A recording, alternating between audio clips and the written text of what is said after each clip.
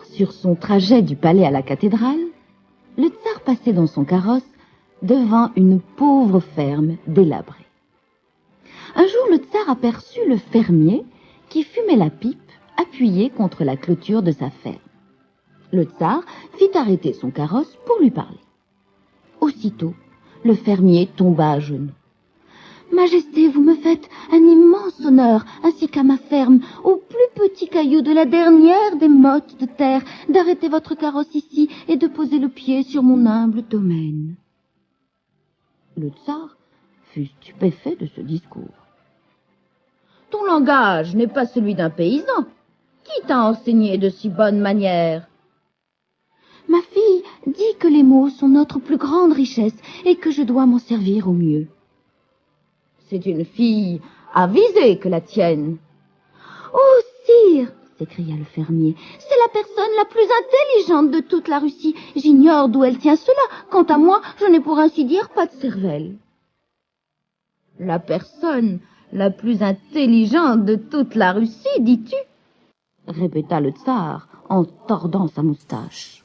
« Oui, sire, c'est la vérité. »« Plus intelligente que moi ?»« Oh, pardon, dit le fermier en pâlissant, ce n'est pas ce que je voulais dire. » Mais le tsar était déjà remonté dans son carrosse qui partit à vive allure.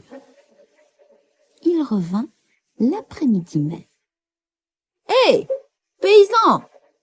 cria-t-il en se penchant hors du carrosse, un panier d'œufs à la main. « Je veux que ta fille fasse quelque chose pour moi puisqu'elle est si intelligente. Mais que le ciel lui vienne en aide si elle échoue. Donne-lui ces 3 douzaines d'œufs et dis-lui qu'elle les fasse éclore pour demain matin. » Le paysan regarda avec étonnement le panier d'œufs. Ils étaient rouges vifs. « Quel drôle d'œufs !»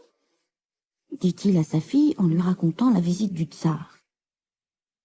Elle en prit un dans la main et dit « Ce sont des œufs durs, père.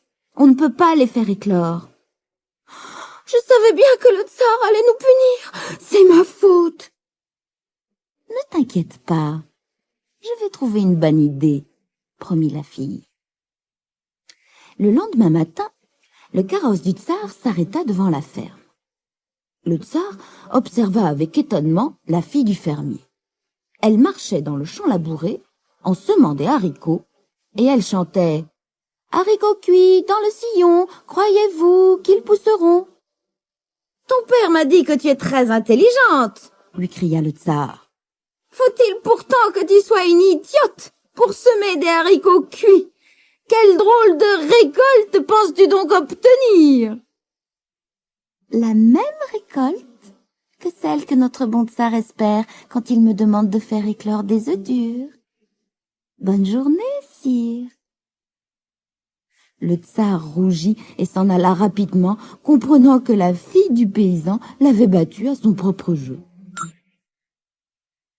Le lendemain, le fermier trouva une bobine de fil sur le seuil lorsqu'il ouvrit la porte de la chaumière.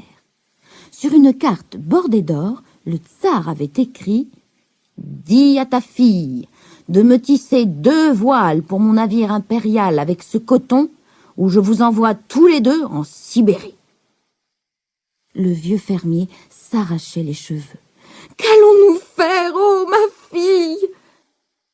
Mais la jeune fille mit la bobine dans la poche de son tablier et écrivit quelque chose au dos de la carte du tsar. « Ne t'inquiète pas, père, dit-elle, et va porter ce message au palais. » Elle cassa une petite branche de pommier et la joignit à la carte sur laquelle on lisait « Je ne doute pas que vous sachiez combien mon père est pauvre. Je regrette qu'il ne puisse m'acheter un rouet et un métier à tisser. Mais si le bon tsar pouvait me faire un rouet et un métier à tisser avec le bois de cette branche, alors je serais très heureuse de lui tisser des voiles à partir d'une simple bobine de fil. » Lorsque le tsar reçut le message, il s'écria en riant « Ah, bravo! Cette fille est vraiment intelligente. Il appela son coursier et lui dit: « Porte ce verre jusqu'à cette misérable petite ferme au bout du chemin. Dis à la jeune fille qui vit là que si elle peut vider la mer à l'aide de ce verre avant demain, je l'épouserai. » Lorsque la jeune fille reçut ce message, elle éclata de rire.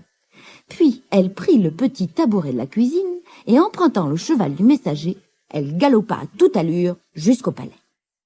S'inclinant aux pieds du tsar, elle posa le tabouret sur le sol et lui dit: « Très cher tsar, toute la Russie vous aime, et moi, je vous aime plus que toute la Russie. Rien ne pourrait me plaire plus que de faire ce que vous m'avez demandé, mais un petit problème m'empêche de vider la mer en une nuit. »« Ah !»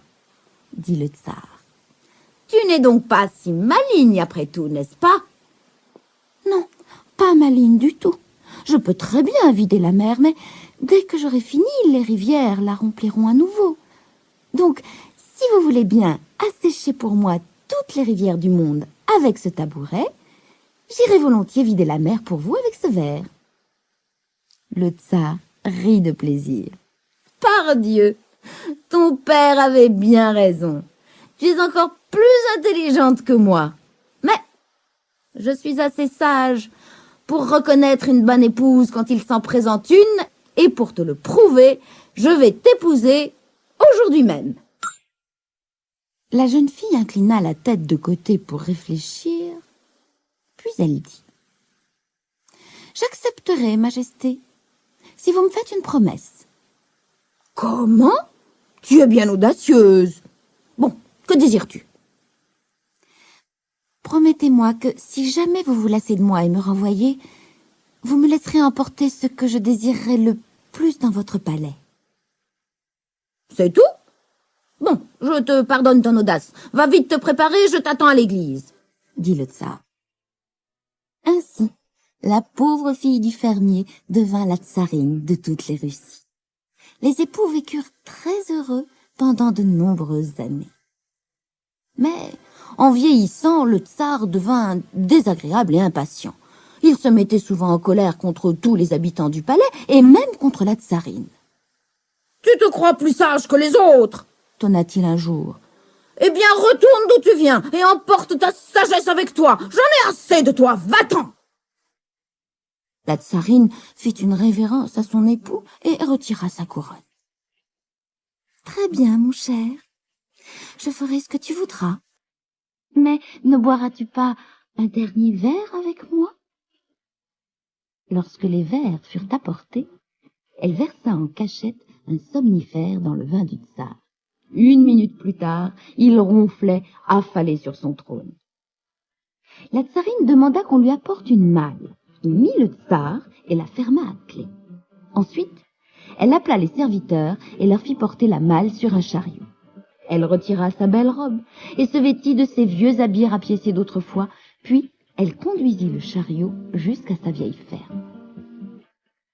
Lorsque le tsar se réveilla, il était étendu sur un matelas de paille à même le sol de la misérable chaumière. « Qu'est-ce que je fais ici ?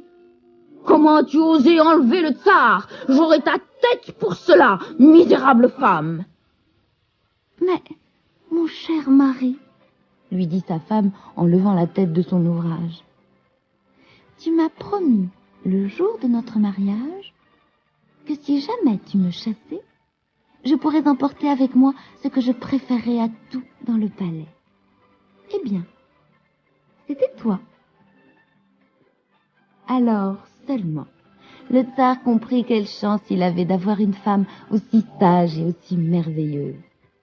Tous deux repartirent dans leur palais et finirent leur vie très heureux.